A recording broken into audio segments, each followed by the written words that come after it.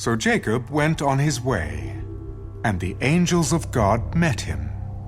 When Jacob saw them, he said, "This is God's camp." And he called the name of that place Mahanaim. Then Jacob sent messengers before him to Esau his brother in the land of Seir, the country of Edom. And he commanded them, "Speak thus to my lord Esau. Thus your servant Jacob says, I have dwelt with Laban and stayed there until now. I have oxen, donkeys, flocks, and male and female servants, and I have sent to tell my lord, that I may find favor in your sight." Then the messengers returned to Jacob. "We came to your brother Esau, and he also is coming to meet you, and 400 men are with him." So Jacob was greatly afraid and distressed. And he divided the people that were with him, and the flocks and herds and camels, into 2 companies. "If Esau comes to the one company and attacks it, then the other company which is left will escape. O God of my father Abraham, and God of my father Isaac, the Lord who said to me, 'Return to your country and to your family, and I will deal well with you,' I am not worthy of the least of all the mercies and of all the truth which you have shown your servant. For I crossed over this Jordan with my staff, and now I have become 2 companies. Deliver me, I pray, from the hand of my brother, from the hand of Esau, for I fear him, lest he come and attack me. The mother with the children, for you said, I will surely treat you well and make your descendants as the sand of the sea, which cannot be numbered for multitude." So he lodged there that same night, and took what came to his hand as a present for Esau his brother, 200 female goats and 20 male goats, 200 ewes and 20 rams, 30 milk camels with their colts, 40 cows and 10 bulls, 20 female donkeys and 10 foals. Then he delivered them to the hand of his servants, every drove by itself, and said to his servants, "Pass over before me, and put some distance between successive droves." And he commanded the first one, "When Esau my brother meets you and asks you, saying, 'To whom do you belong, and where are you going? Whose are these in front of you?' Then you shall say, 'They are your servant Jacob's. It is a present sent to my lord Esau, and behold, he also is behind us.'" So he commanded the second, the third, and all who followed the droves. "In this manner you shall speak to Esau when you find him, and also say, 'Behold, your servant Jacob is behind us.' I will appease him with the present that goes before me, and afterward I will see his face. Perhaps he will accept me." So the present went on over before him. But he himself lodged that night in the camp. And he arose that night, and took his 2 wives, his 2 female servants, and his 11 sons, and crossed over the ford of Jabbok. He took them, sent them over the brook, and sent over what he had.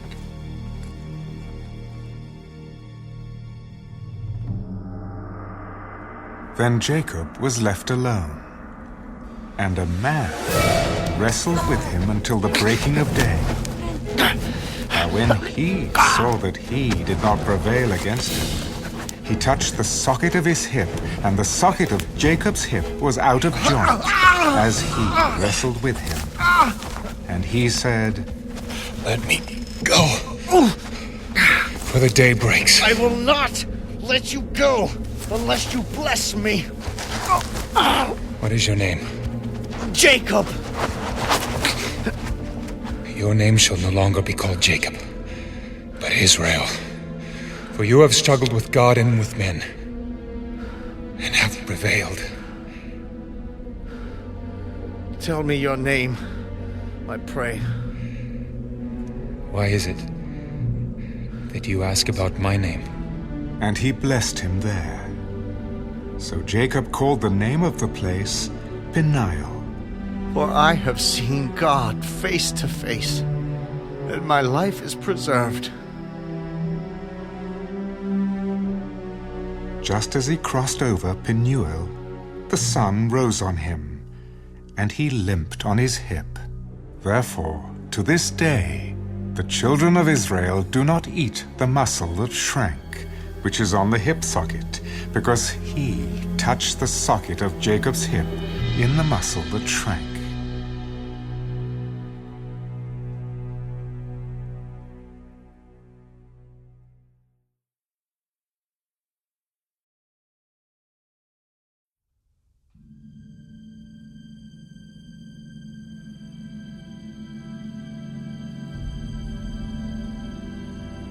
On that day, King Ahasuerus gave Queen Esther the house of Haman, the enemy of the Jews.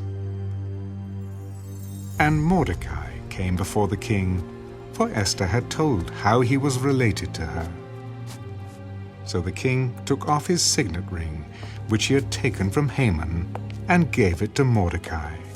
And Esther appointed Mordecai over the house of Haman. Now Esther spoke again to the king, fell down at his feet, and implored him with tears to counteract the evil of Haman the Agagite, and the scheme which he had devised against the Jews. And the king held out the golden scepter toward Esther. So Esther arose and stood before the king. If it pleases the king, and if I have found favor in his sight, and the thing seems right to the king, and I am pleasing in his eyes, let it be written to revoke the letters devised by Haman, the son of Hammedatha the Agagite, which he wrote to annihilate the Jews who are in all the king's provinces. For how can I endure to see the evil that will come to my people? Or how can I endure to see the destruction of my countrymen? Then King Ahasuerus said to Queen Esther and Mordecai the Jew, Indeed, I have given Esther the house of Haman, and they have hanged him on the gallows because he tried to lay his hand on the Jews. You yourselves write a decree concerning the Jews as you please, in the king's name, and seal it with the king's signet ring. For whatever is written in the king's name and sealed with the king's signet ring, no one can revoke. So the king's scribes were called at that time, in the 3rd month, which is the month of Sivan, on the 23rd day. And it was written, according to all that Mordecai commanded, to the Jews, the satraps, the governors, and the princes of the provinces, from India to Ethiopia, 127 provinces in all, to every province in its own script, to every people in their own language, and to the Jews in their own script and language.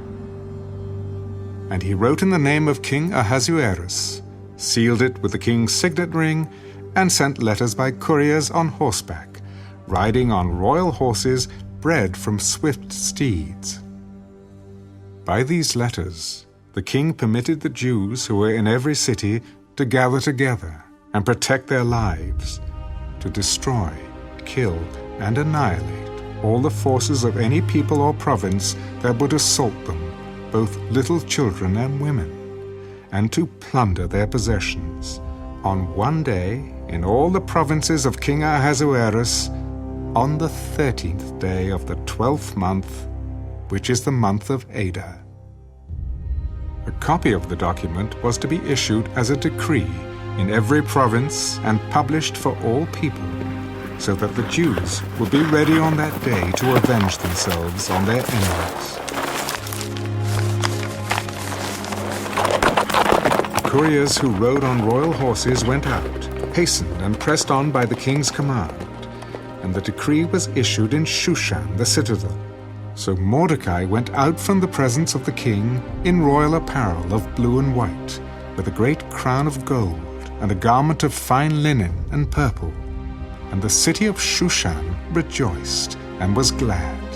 The Jews had light and gladness, joy and honor. And in every province and city, wherever the king's command and decree came, the Jews had joy and gladness, a feast and a holiday. Then many of the people of the land became Jews, because fear of the Jews fell upon them.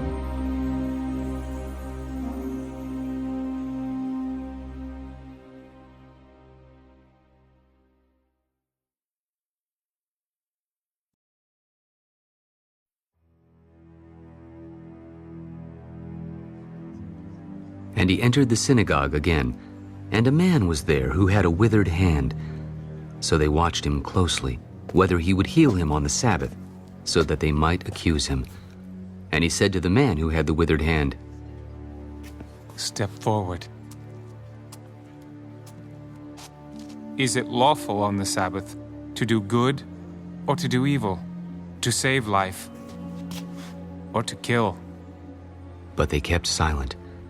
And when he had looked around at them with anger, being grieved by the hardness of their hearts, he said to the man, Stretch out your hand. And he stretched it out, and his hand was restored as whole as the other. Then the Pharisees went out, and immediately plotted with the Herodians against him, how they might destroy him.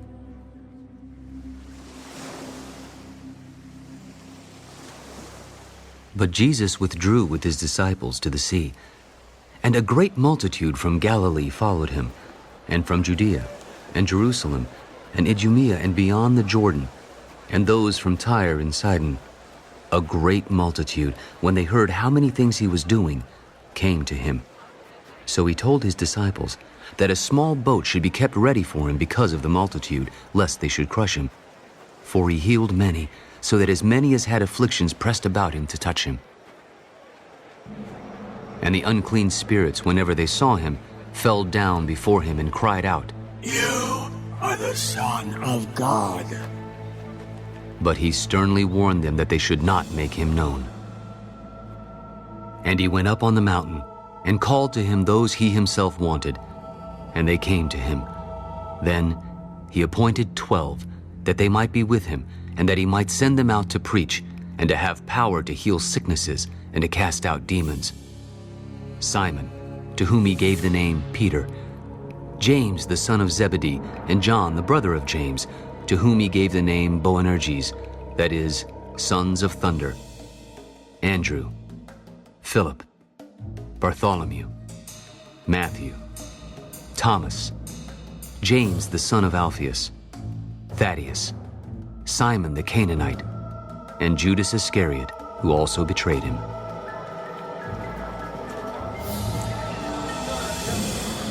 And they went into a house, and the multitude came together again, so that they could not so much as eat bread.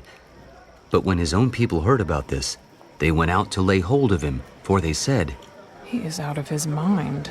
And the scribes who came down from Jerusalem said, He has Beelzebub. By the ruler of the demons, he casts out demons.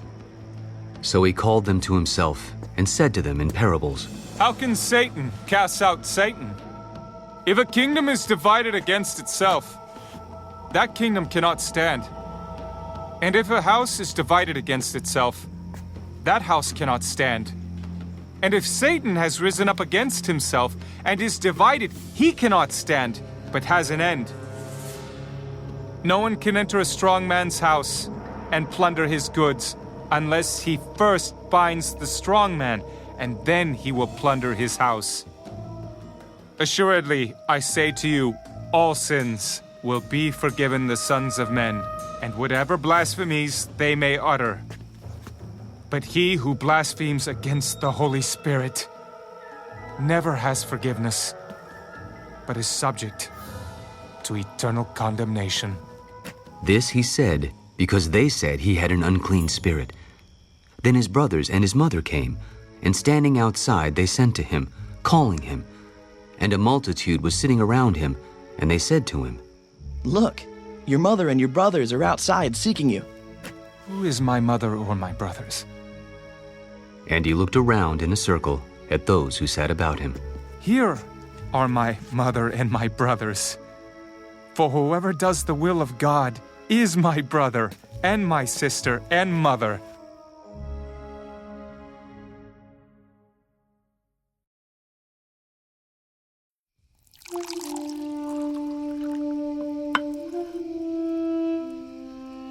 What advantage, then, has the Jew, or what is the profit of circumcision? Much in every way, chiefly because to them were committed the oracles of God. For what if some did not believe? Will their unbelief make the faithfulness of God without effect? Certainly not. Indeed, let God be true, but every man a liar. As it is written, that you may be justified in your words and may overcome when you are judged. But if our unrighteousness demonstrates the righteousness of God, what shall we say? Is God unjust who inflicts wrath? I speak as a man. Certainly not. For then how will God judge the world? For if the truth of God has increased through my lie to his glory, why am I also still judged as a sinner? And why not say, let us do evil that good may come? As we are slanderously reported, and as some affirm that we say. Their condemnation is just. What then? Are we better than they? Not at all. For we have previously charged both Jews and Greeks that they are all under sin. As it is written, there is none righteous, no, not one. There is none who understands. There is none who seeks after God. They have all turned aside. They have together become unprofitable. There is none who does good, no, not one. Their throat is an open tomb. With their tongues they have practiced deceit. The poison of asps is under their lips, whose mouth is full of cursing and bitterness. Their feet are swift to shed blood. Destruction and misery are in their ways, and the way of peace they have not known. There is no fear of God before their eyes. Now we know that whatever the law says, it says to those who are under the law, that every mouth may be stopped, and all the world may become guilty before God. Therefore by the deeds of the law no flesh will be justified in his sight, for by the law is the knowledge of sin.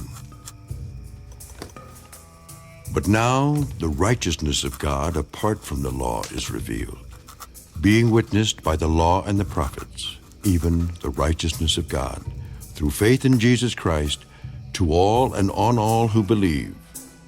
For there is no difference, for all have sinned and fall short of the glory of God, being justified freely by his grace through the redemption that is in Christ Jesus, whom God set forth as a propitiation by his blood, through faith, to demonstrate his righteousness, because in his forbearance God had passed over the sins that were previously committed, to demonstrate at the present time his righteousness, that he might be just and the justifier of the one who has faith in Jesus.